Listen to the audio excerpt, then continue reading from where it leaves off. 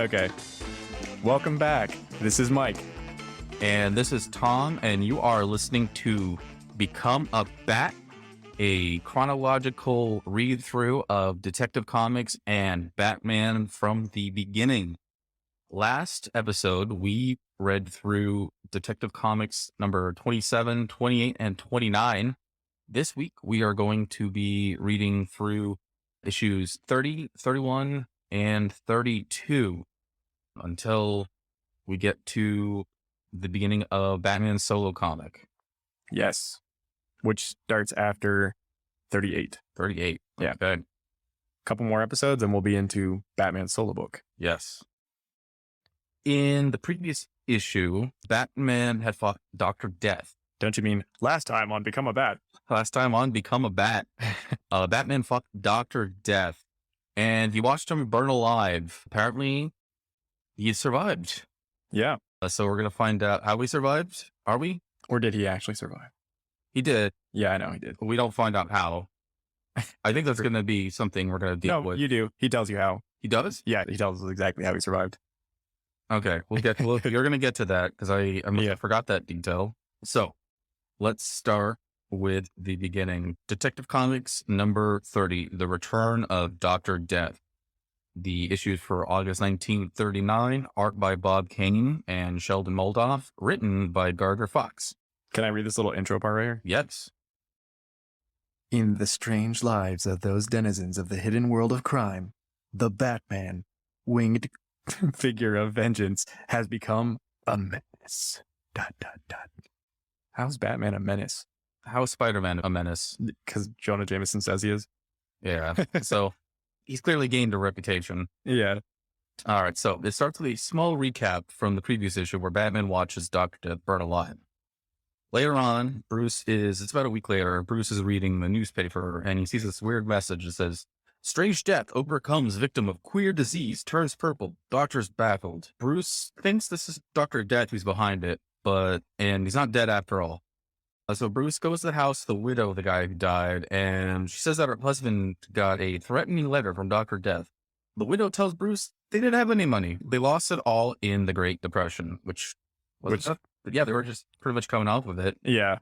1939. But as a hobby, her husband collected jewels, and Bruce thinks, okay, Dr. Death, he's probably after the jewels. Yeah. That's been his MO this whole time. Not just jewels, diamonds. So he waits for the night. He puts on the bat suit, sneaks into the apartment, and he goes to the apartment. He steals the jewels, and I guess this is where we can get the idea that Batman might be a menace. I was just going to say that. That's why he's a menace. Yeah. Stealing the stuff before the criminals do.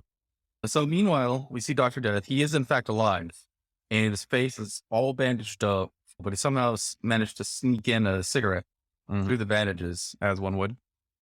Batman was right. He's alive. So Dr. Death is plotting to steal those jewels, and he sends his new goon, Mikhail, to steal the jewels. Mikhail picks the lock on the door, and then Batman hears it because he's still in the apartment.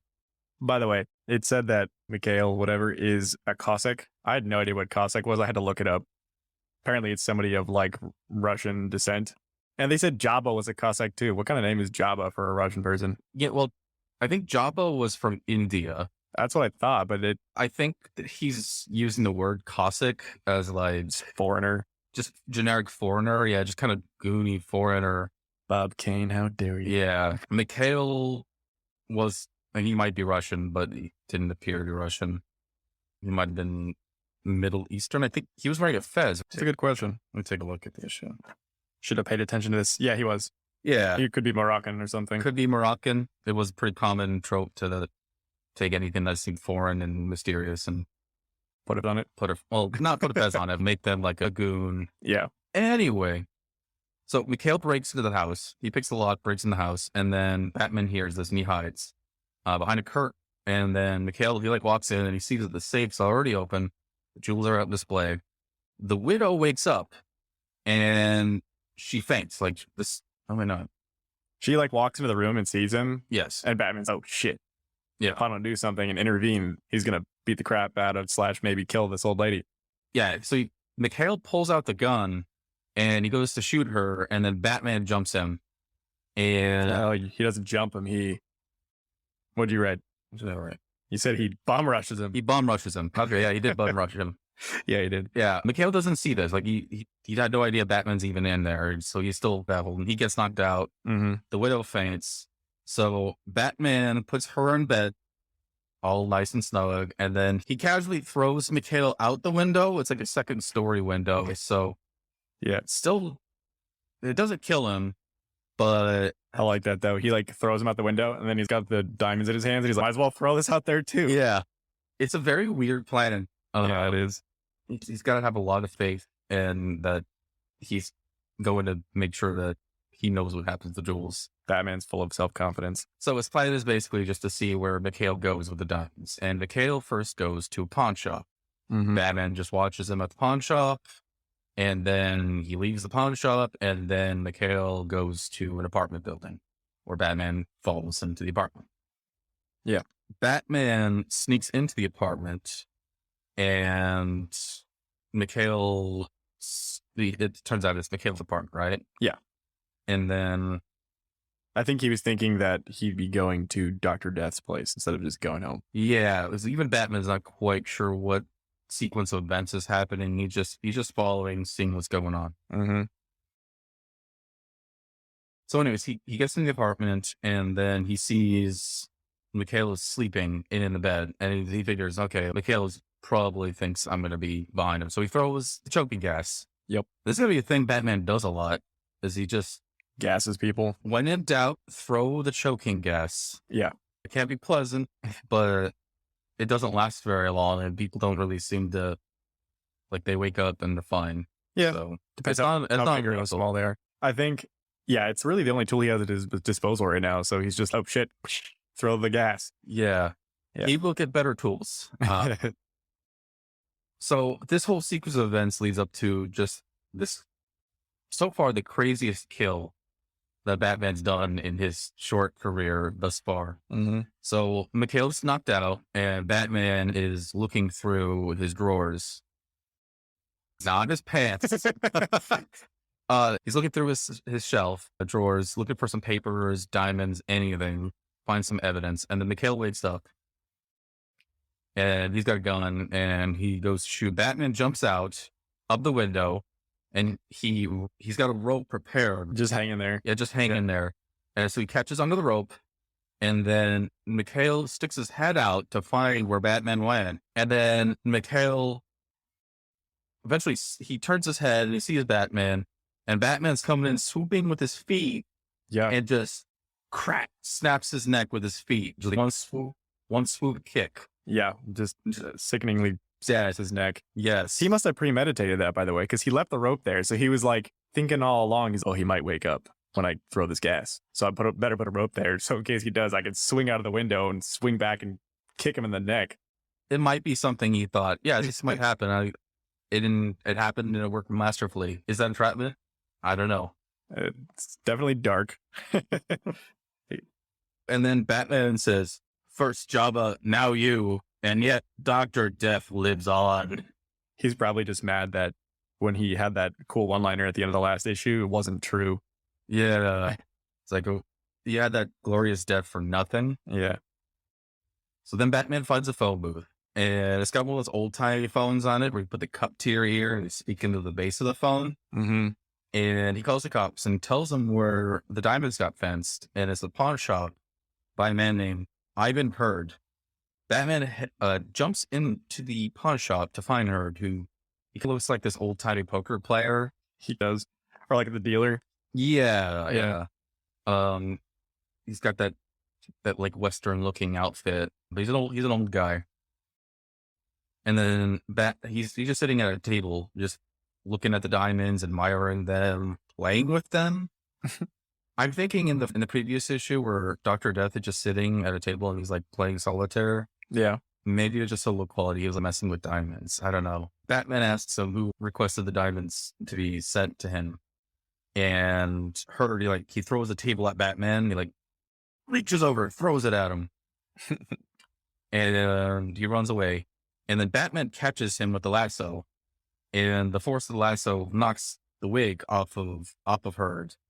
And Batman, he like realizes something's going on. So he pulls off the mask, and Hurt is in fact Dr. Death. Such a good reveal.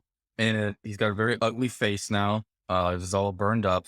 Yeah, he kind of looks like a mummy or the Iceman from, like the guy they dug up in ice. Oh, yeah. Or Freddy Krueger. Or Freddy Krueger. That's what I wrote. He ties Dr. Death up for the police, and then he leaves. The end. Yeah. Yeah, and he leaves a note. Meet Dr. Death and his diamonds. They belong to Mrs. Jones. See that she gets them with compliments of the Batman. And he underlines Batman. And then he draws a little bat again. Yeah. So what are your thoughts on the issue? I like this one. It's cheesy, but that's part of the charm. I like the fact that Bob Kane reuses some of the exact same poses from the previous issue, like the scaling the wall pose is reused. And actually, one of my favorite picture from the next issue, he uses it on page 2 here just for an individual small panel. So he already reused that one too. And then I like the fact that Dr. Death is hideously disfigured, so he just wraps his face in bandages like Two-Face does in the animated series, or like Hush does eventually in the comic books. So it makes it seem like it's a recurring trope from the very beginning, which is cool. But here, I'll read my notes because I thought some of the things about this one were pretty hilarious. So I wrote, Bruce Wayne dresses up as a reporter and lies his way into a dead man's home. Seems like an honorable thing to do. The poor old lady says that she lost all her money in the Depression, but yet her husband collected diamonds for fun. Thought that was interesting. Also, to note, Bruce Wayne doesn't keep his suit hanging up in some crazy cool Batcave closet thing. He keeps it in a wooden trunk. Yeah, and then in the next issue, I think he just has it like hanging on like a chair. Yeah. He doesn't really take that much care of it. He's very casual about the whole Batman thing. Yeah. This is actually the first time we see him throw a rope onto something and scale a wall, too, instead of just appearing on top of a building. So we know that he uses the rope to scale buildings. This is the second time Batman punches somebody out a window. And I also wrote that he punches someone so hard that they lose their memory. Because he sneaks up or bum rushes the guy, bum rushes him, punch him in the head, throws him out the window, and then the guy wakes up not remembering what happened. Yeah. So he never did see Batman in the first place, but he still has no idea what went on. Still, you wouldn't be like, ow, my head hurts on the back here. Yeah, but I got this bag of jewels on me. So everything's good. Yeah. So my thoughts, I thought the ending was pretty underwhelming. It was interesting that it's the first issue to directly follow up with the previous one. It is genius, though, if you think about it. If Batman's going to go to the pawn shop to interrogate the pawn shop owner and be like, give me back those jewels that guy pawned, he would not think that pawn shop owner is actually Dr. Death in disguise. Yeah, it's a clever scheme. Yeah. Being the fence himself. But he did get a little bit dumber, though, because he didn't account for Batman in the first place. And he's so proactive in the previous issue. Oh, yeah. And it's all for nothing now. Just he didn't care. Just, oh, yeah, Batman's here.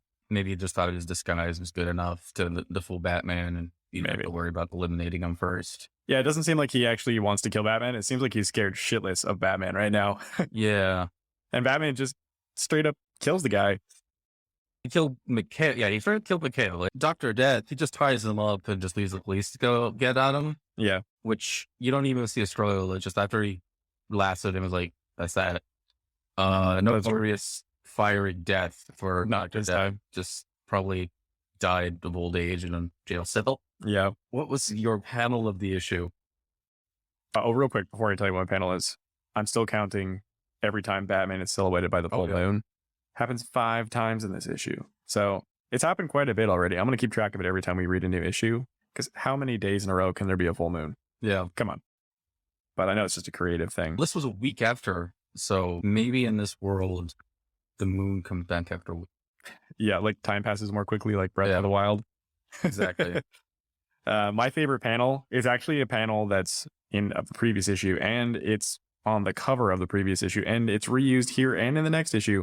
But I just really like this specific version of it because it's Batman swinging away from the building after I don't know what he did. I think it's right after he throws Mikhail out the window. Mm-hmm. But so he's like swinging away. He's got the rope coming from his arms attached to the building, and his cape is all billowed out, and it looks like giant bat wings. But what's extra cool about it is like the full moon's in the background. There's some fog rolling into the full moon, and Batman's eyes are like these 2 little red dots. It looks really sinister, at least in the version I'm reading.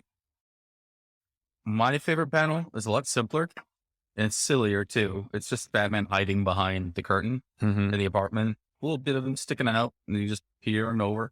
Not much to it. I just liked it. It's silly. It's actually they did a pretty good job of making it look like the curtain is like stuck to his body a little bit. Like there's wrinkles and stuff in the curtain that kind of make up his outline. So he's not Nice. hiding very well. A little Dracula like. Yeah. I like that one too, though. Yeah. I like the simple stuff like that a lot. It just shows like how Batman's brain's ticking at this point, like how he's thinking he's gonna hide from these guys, even though he's pretty obviously behind the curtain. Yeah. There's a lot of things he does that if they were just normal things, it's just you wouldn't even think twice about it. But since he's a guy dressed up like a bat, it just comes off as really weird and silly. Yeah. All right. Cool. So that wraps up Detective number 30. And now we're on to Detective Comics number 31. Batman versus the Vampire, Part 1. So this one has art by Bob Kane and Sheldon Moldoff, and it's written by Gardner Fox, and it came out in September 1939. So same creative team as the past issue. The artwork gets a little bit better in this issue, but this issue has one of the coolest covers ever. It definitely has the best cover of any of the Batman comics from his Detective Comics run, but I would even say that it's one of the best Batman covers, period. It's definitely like in my top 5. Yeah, it's definitely probably the best of the Golden Age covers. Like it's just so moody, it's atmospheric. Oh yeah, it's really good. Like, and it's drawn super well. I don't think Bob Kane drew this cover. I should try to do some research and figure out who drew it because it is really cool. I could be wrong. I could be totally wrong. It might have been. It was probably him. Also reminds us of Castlevania a lot. Yeah, it definitely has heavy Castlevania vibes, but I want to say that Castlevania ripped off this cover when they were designing that first Castlevania box art. Yeah. This is a really good cover, though. I love like the way the Batman's pose. I love that he's looking down. I've seen a lot of recreations of this cover. I've seen a Matt Wagner one, and I've seen an Alex Ross one. I think even like a Jim Lee one, and they always have him looking forward instead of looking down. But him looking down is part of what makes it so moody. But then I love that the full moon's in the background, the heavy use of blue, the fog flittering around, and like the little bats flying everywhere. And then you've got this really cool looking gothic castle up on a hill. And then as you pan down the hill, you have this shot of the monk with his full red garb on, and he's carrying a woman who's unconscious in his arms. And actually, I think I'm just now noticing that his skull and crossbones is on his chest on the cover, but it's on his head in the comic book. That's true, yeah. So that's continuity error already. But love the cover regardless. Maybe they realized that they have more space on the chest. Probably. Yeah. Yeah. Like they couldn't draw it so small because they weren't drawing on giant pages at that time. No, I think they were drawing on the giant pages. Were they? Yeah. Weird.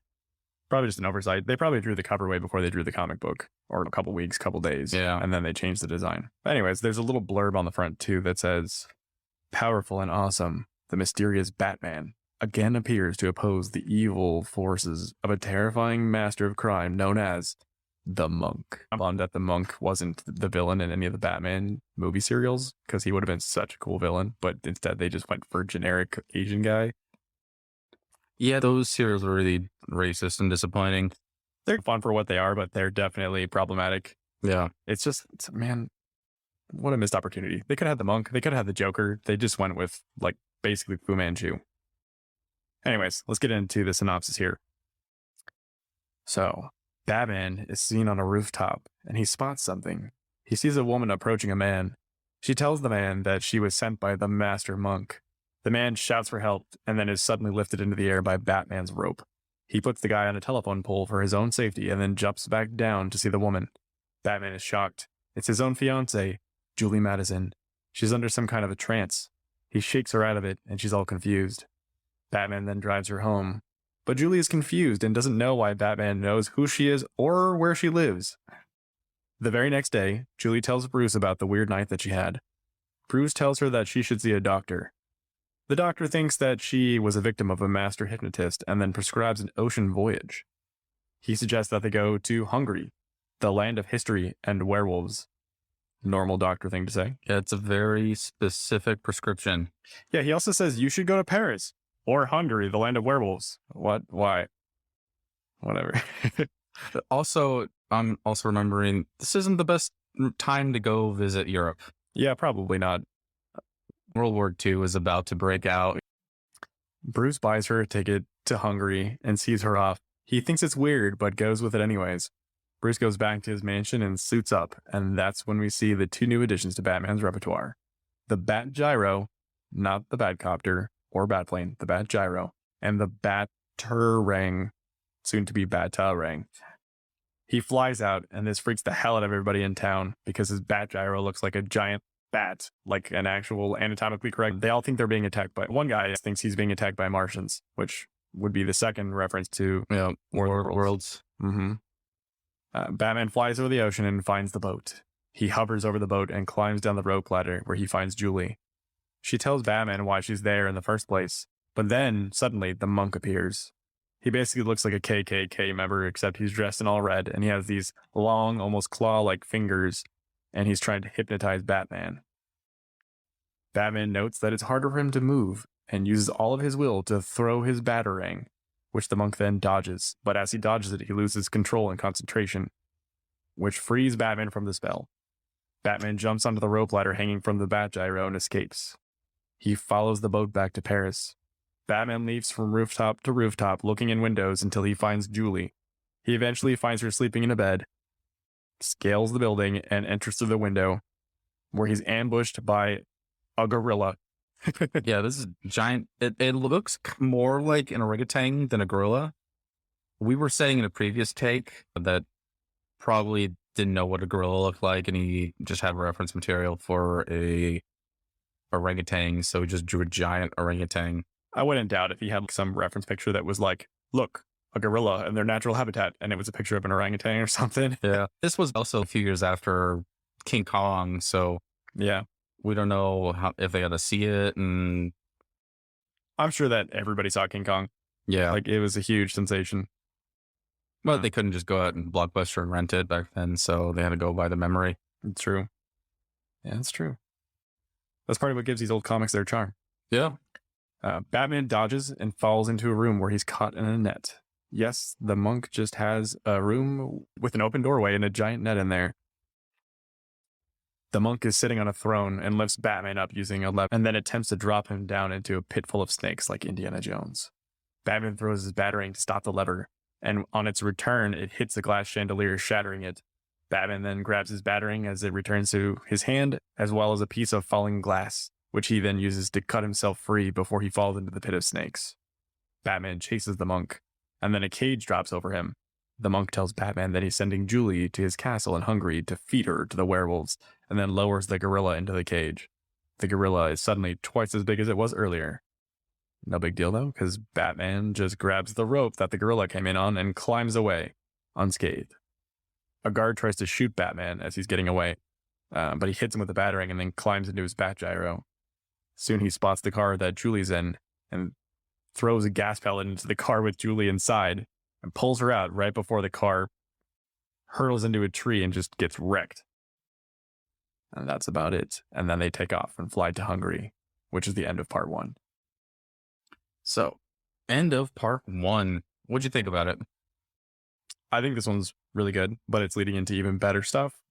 You can feel it ramping up a little bit, but I have some pretty funny oversights or insight into this issue. So, first of all, it's the first Batman comic where they use the now iconic, we're probably going to say iconic a lot on this podcast, but the now iconic Batman title card, where it's just like a giant bat silhouette with Batman's head on the top, and then it says Batman right across it.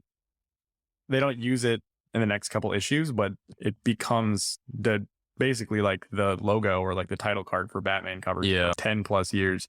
So I thought that was cool to see that. And then the little title card underneath that image says that the monk has the powers of a Satan, not the Satan.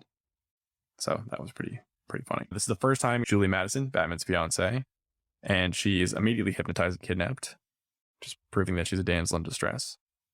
Yeah, I don't think she's going to last past this 2-parter. Yeah. She's probably just going to disappear forever. When she disappears, I need to make a note because I still want to write that script for a Batman trilogy that's all about his girlfriends and Robins and stuff like that. So we need to start keeping track of when his girlfriends appear and disappear and how many issues that is. Yeah. Anyways, how is it that when the guy that Batman saves is yelling at Julie because he's afraid she's going to kill him, she doesn't respond. But then as soon as Batman shows up, he's just like, Julie. And then she wakes up immediately. So my guess is that he said it as Bruce Wayne, and she recognized Bruce Wayne's voice, and just hearing somebody familiar knocked her out of it. That's a good point. Like maybe he, at this point, we don't really know, but maybe he does have a Batman voice and a Bruce Wayne voice, and he just drops the Batman voice and says Julie with his Bruce Wayne voice. Yeah. You're probably right. All right. So my thoughts on it, I thought this issue was pretty packed. It's got Hypnotist monks. It's got an air sea chase. It's got a gorilla. It's got the promise of werewolves. Yeah, and or vampires. Or vampires. Soon to be unknown. But yeah, Batman's engaged. This is just, we still barely know anything about Bruce Wayne as a human, but we do know he's engaged to somebody. We got our first appearance of the now iconic Batarang and the Bat Gyro. I thought it was pretty neat that they went with the gyro, since it gives Batman the ability to just keep it hovering in air and where he needs it to be. Also, though, it's the first one that actually ends on a cliffhanger. The previous 2 issues was a 2-part story, but it wasn't a cliffhanger. Yeah. You were fully expected Dr. Death to be dead, but he did survive. And this time it straight up ends on them going to Hungary to figure out what the Mad Monk is up to. Oh, yeah. It's very exciting. Yeah. I definitely was like, oh, shit. Can't wait to read the next one. Yeah. What was your panel of the story? I'll tell you in a second. I got a couple more little insights here. Okay. So these are just things I made notes of because I thought they were funny or they were important to the story of Batman going forward. I thought it was funny that when Bruce takes Julie to the doctor after she tells him that she almost killed a man, the doctor is like, you were probably hypnotized. You should go on a cruise. Yeah. Because that makes sense. And then the doctor's all bug-eyed and creepy looking while he's telling her that. So when I was reading it, I was like, is that the monk? Or is he also hypnotized? Like, they wouldn't repeat the exact same, like, twist from the previous one. He was also hypnotized. Yeah. I actually wrote hypnosis, question mark? Yeah, I love how deranged he looked too. Yeah. I make these notes in real time while I'm reading it, by the way, so that it's not like after the fact when I'm done with it. Yeah. When I'm like genuinely thinking something is funny or actually puzzled by something. This is the first issue where he's got new gadgets. So he's got the Batarang, which is, they spell it as Bat-er-rang. And he's got the Bat Gyro. And then obviously when the public sees the gyro, like we said, they're all freaked out because it looks like a giant bat. It doesn't look like a helicopter. It looks like a helicopter blade with some like ropes suspending a giant bat in the air. One person yells that it's the Martians. Yep. I also think it's interesting to note that it doesn't take place in Gotham City. Yeah. It takes place in New York and Paris. But yeah, specifically for where Bruce Wayne lives, there's no Gotham City yet. They didn't create the name Gotham, I think, until the actual Batman comics, but we'll find out because one of these issues, they're just going to say Gotham out of blue and then it's on there. Yeah. I like how they do that in these early Batman comics. They just start like coining terms that become like a permanent thing. But yeah, another thing I noted was that when Batman gets to Paris to search for Julie, it happens really quickly, but they do say in there that basically it takes him a couple days to find her. He doesn't just get there and find her right away. He's searching for days and then he finally finds her. And then he finds her laying in some random bed in some random house. Let's see here. What else did I write? I like how the monk has a medieval torture dungeon in his home with like shackles on the walls and like a giant pit just full of snakes all the time. And he just got all these traps like ready to go. He had the net and then the pit and the cage. And then after that, a cage just in case the net and pit fails. Yeah, I wouldn't have been surprised if he had just like a skeleton just chained to a wall or something like that. I was almost expecting that. So what was your panel of the story? My panel of the story was, it's so awesome. It's the one where Batman lands on top of the roof of the cab and the cab driver is like looking out the window all freaked out. And he's like, help, the devil himself. Yeah, I also like just noticing that the cabbie he's smoking out a pipe. Yeah, and it flies out of his mouth. Yeah, people loved just to smoke pipes there back then. Yeah, Bruce Wayne smokes a pipe. Yeah. He was smoking one when he was getting Julie the ticket. Yeah. My panelist was the one where he's freaking everybody out in New York with the Bat Gyro. Which, look at its pose in front of the moon. Yeah. Under the moon. Yep. All right. Any other thoughts from this one before we move on? Yeah, a couple. One, his mask is designed a little bit more streamlined in this one. Like the ears are a little more upright and a little less angular. And his gloves got longer finally. They extend past. Yeah, I noticed that too. I had to go back in the previous one just to see the little glove situation. And yeah, at one point he had just the gloves and then it got longer. So they're closer to like gauntlets. Yeah. So in 27 and 28, he has the gloves, but they're really short. And then in 29, he takes the gloves off for some weird reason. Then in 30, he gets the gloves back on and they're bright blue. They're not like purplish blue. Yeah. And now they're like halfway up his forearm. So they're almost to the point where the scalps can start appearing. So his costume is evolving slowly but surely. All right. So that leads us into Detective Comics number 32. That's right. Batman versus the Vampire, Part 2. It's the October 1939 issue, but it was published on August 30th. Which I should make note of when, because they always release some a couple months before. Yeah. And this one doesn't have Batman on the cover, but it has a really damn cool cover. I really love this cover for some reason. Yeah, it's got some police brutality on it for sure. Yeah, he's like choking out this guy with the Tommy gun. Gangster. Yeah, and the guy has like a gash over his eyebrow. That's very evocative. Yeah. But Batman, he's got a little above the logo for Detective Comics. It's got a little shield with Batman's head on it. That's a damn cool picture of his face too. Yeah. His eyes are glowing bright white and like they're not accentuating his cheekbones as much. All right. It was art by Bob Kane and Sheldon Moldoff and written by Gardner Fox. So they're going to finish off their the story that they started, obviously. Mm-hmm. All right. It starts, Batman, he arrives in Hungary and he's throwing his rope through the forest. He's looking for the monk and he spots a carriage. He jumps down onto it and he throws a gas pellet. This is just his MO right now. He's just throwing gas pellets when in doubt. You throw it into a room, throw it into a car, or throw it into a carriage. This is the third carriage thing he's thrown it into. Yeah. So the monk's not inside, but an unconscious young woman is. He grabs her, he puts her in the plane. It actually read it. It says Bat plane now. Yeah, I know they changed it in one issue. Yeah. I made note of that too. I thought that was funny. Maybe kids had a hard time reading the word gyro. What is this gyro? Yeah. He gets her on the plane and then he flies to the castle that they're staying at where he's hiding Julie. Mm-hmm. So the woman wakes up. She's all confused. She says her name is Dala and Batman is guarding them. They're both in the room, in bed or whatever. And then he hears a noise. And then he opens the door and Dala is walking out in a trance and she's got blood on her lips. Yeah. So he goes to try to turn it around back inside the room. And then she clocks him in the back of the head with a little statuette. And then when he wakes up, he checks on Julie and he sees that she's got a couple bite marks on her neck. And then he goes and he chases Dala. So he's only been out for, I don't know, 30 seconds max, probably. Yeah. Very quick. So he gets to her and then he accuses her and the monk of being vampires. I like how he's just like, you're vampires.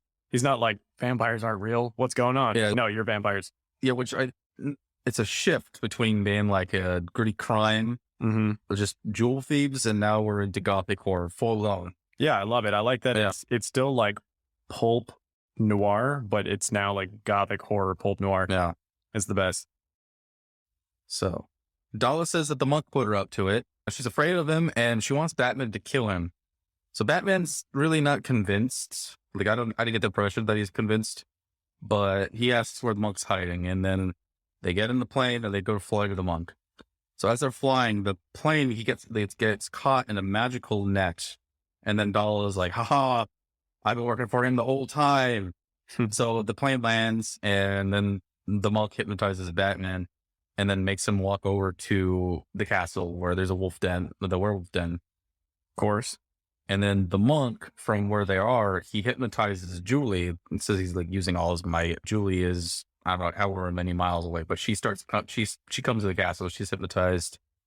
And then she gets there and Batman is just watching. By the way, I think I understand why on the previous cover that woman has blonde hair. Yeah. Because if you look at this panel, which is the panel you put down as your favorite panel, it's the monk standing by a woman who looks like she has blonde hair, but it's because she has a hood on. And the hood looks like blonde hair. I don't know. So maybe they wrote these couple issues and then went back into the covers and they based the cover off of that without really paying attention. That's a possibility. So she gets to the castle and Batman's just standing there and he watches the monk change into the monk as a wolf, howls, and he summons other wolves to the den. Super cool. Yeah. And then the monk just turns back in the human form and he pushes Batman into the den. Batman, he tries to throw a rope on a pole and he misses and he fully falls in. That pole, why does it exist? There's just this little tiny nub coming out of the wall. It was put there as an escape route. Yeah, maybe they wanted to put a flag in there or something, be patriotic. So while you're being torn to shreds, you're like, Yeah. God bless America, or Hungary. So he falls in and then he throws a gas pellet and he knocks out the wolves. And then he tries to get out of the pit again and he still can't manage it. And the wolves wake up again and he knocks him out with another pellet. Mm-hmm. These pellets don't last very long. Either that or they become less effective the second time or they're not effective against werewolves. Yeah, But they're supernatural creatures. yeah, Gas means nothing to them. he has the idea of tying up the battering to a rope and then he throws it across the pillar and he's successful at getting out. So Yeah. he leaves the werewolves in there and then It's another quick thinking moment. It seems like really obvious that he would do that, but that's only because, like, if you read Batman comics, he used to use a battering with a rope on it before he had that grapple gun thing. yeah. So Wondering how long it'll be until he gets the grapple gun. Because the rope a while, yeah. the 80s probably. No, he's gotta have something sooner than that. So I'm pretty sure he still uses a rope with battering on it, even in the 80s. Okay. I would be surprised if Tim Burton was the person who created that concept for that, or the person who designed the prop for the movie. Yeah. So anyways, he's out of the pit and then he walks around and he sees this tomb full of sleeping vampires. He melts it like a statue made out of silver into a little mold for, and he notes that, silver bullets, they're the only thing that could stop a vampire. And then he just starts shooting the vampires dead. I assume one of those sleeping vampires was the monk. It doesn't really make it explicit. Doesn't it only show like 2 vampires? So it's supposed to be the monk and Dala? There's a room full of vampires. You're right. There's just like a bunch of bodies leaning against the wall. But we only see him shoot like the 2. Yeah. It's just assumed that he shoots all of them. But I think the one that they specifically make it like show him shooting has got to be the monk. Yeah. They never show the monk take his mask off. So you have to do some imagination there.